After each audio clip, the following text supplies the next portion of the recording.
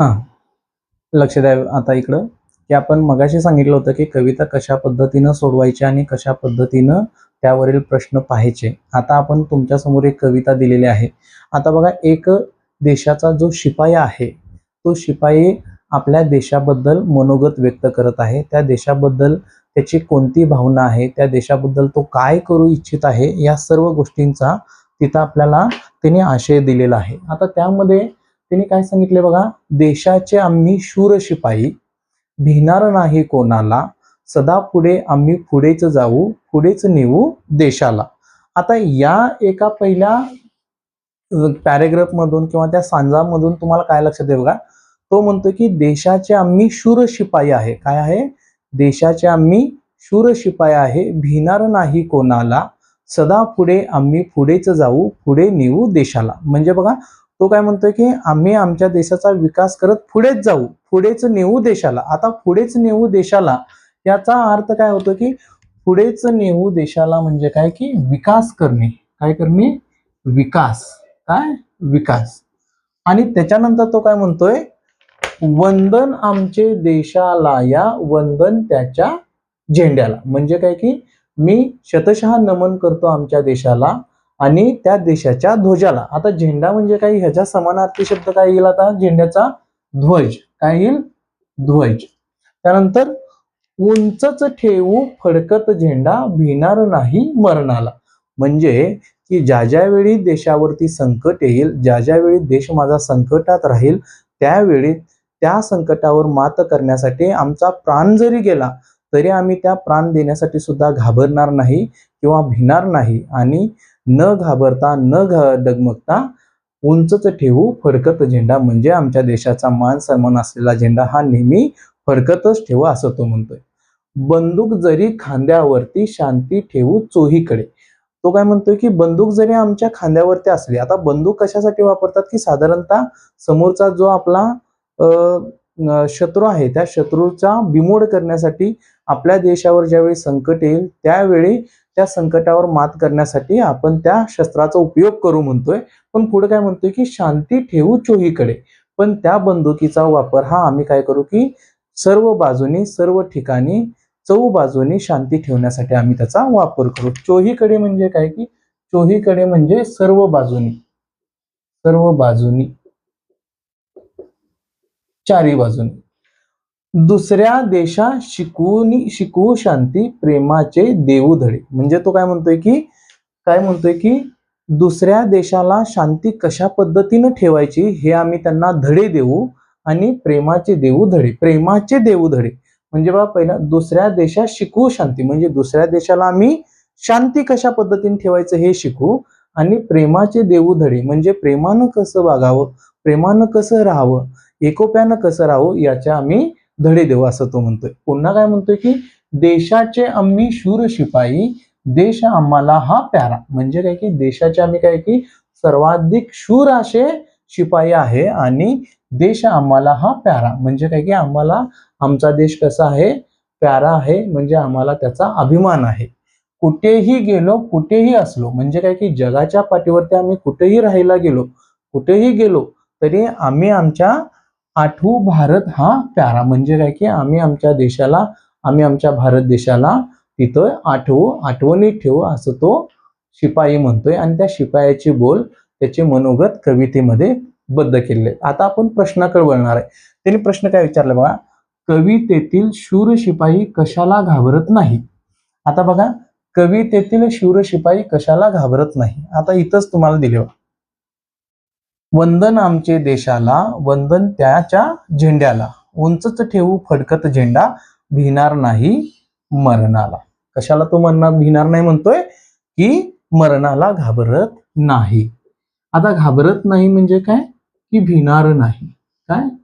भिणार नाही. भिणार नाही म्हणजे याचं उत्तर काय येणार आहे? मरणाला.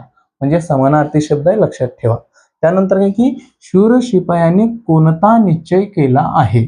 आता बघा, शूर शिपायाने कोणता निश्चय केलेला आहे. आता तिथं आपल्याला लक्षात येईल, देशाचे आम्ही शूर शिपाई, भिणार नाही कोणाला, सदा पुढे आम्ही पुढेच जाऊ, पुढेच नेऊ देशाला. आता पुढेच नेऊ देशाला म्हणजे काय की त्या देशाला पुढेच घेऊन जाणे म्हणजे काय, पुढे घेऊन जाणे म्हणजे चालत जाणे असं नाही, तर पुढे घेऊन जाणे म्हणजे त्या देशाचा विकास करणे, त्या देशाची प्रगती करणे, त्या देशाला सर्व बाबतीमध्ये प्रावीण्यपूर्वक बनवणे. म्हणजे सामाजिक असेल, राजकीय असेल, कौटुंबिक असेल, जे काय असेल त्या सर्व क्षेत्रामध्ये, औद्योगिक क्षेत्र असेल, त्या सगळ्या क्षेत्रामध्ये आपल्या देशाची प्रगती करू आणि त्या देशाला पुढे घेऊन जाऊ असं तो सैन्य म्हणत आहे. म्हणून त्याचं उत्तर काय असणार आहे की देशाचा सतत विकास करण्याचा. काय, देशाचा सतत विकास करण्याचा. त्यानंतर तिसरा प्रश्न काय आहे बघा, हा शूर शिपाई दुसऱ्या देशांना कशाचे धडे देऊ पाहत आहे.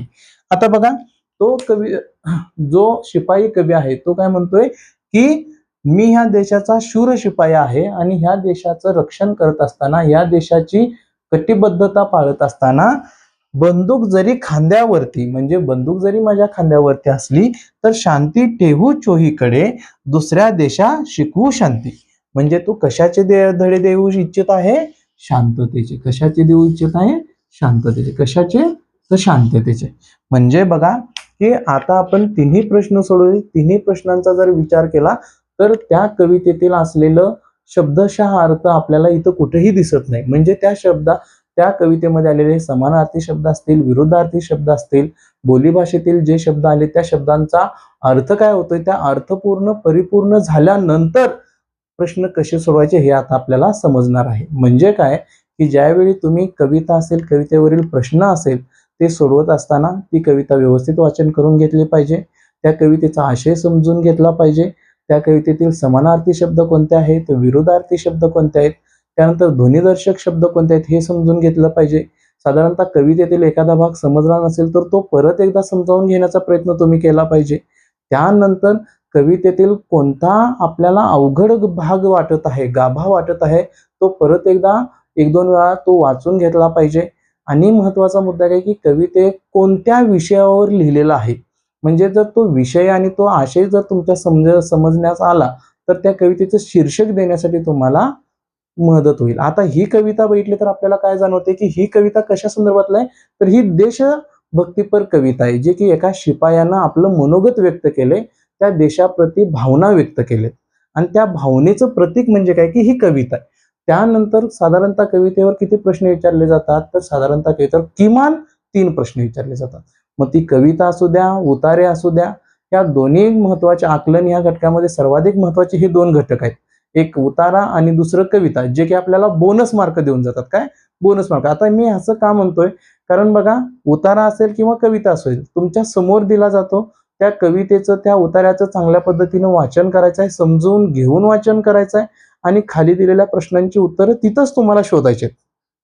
म्हणजे जर तुम्ही एकचित्तानं एकाग्र होऊन तो पॅराग्राफ व्यवस्थित वाचला, ते समजून घेतलं, तर तुम्हाला ते, म्हणजे ते 3 मार्क, उतार्याचे 3 मार्क, तिथं 6 मार्क, 3 प्रश्नांचे 6 मार्क आणि इथं कवितेतील 3 प्रश्नांचे 6 मार्क, म्हणजे 12 मार्क तर तुम्हाला प्रत्यक्षात बघूनच तुम्हाला मिळणार आहेत, जर ते तुम्ही चांगल्या पद्धतीनं व्यवस्थित सोडवून त्याची प्रॅक्टिस केली आणि वारंवार त्याच्यावरती सराव केला तर हे तुम्हाला मिळणार आहे. आता याच्यामध्ये महत्वाचं काय की कविता असू दे किंवा उतारा असू दे, या उतार्यामध्ये असू दे, कवितेमध्ये शब्दशः अर्थ हा न घेता त्या उतार्यातील शब्द असतील किंवा कवितेतील शब्द असतील, त्याचे मिनिंग काय होते, अर्थ काय होते, हा अर्थ आपण समजावून घेतला पाहिजे. मग हा केव्हा समजणार आहे की आपल्याला शालेय जीवनातील पुस्तकांच्या व्यतिरिक्त अतिरिक्त वाचन करायला पाहिजे.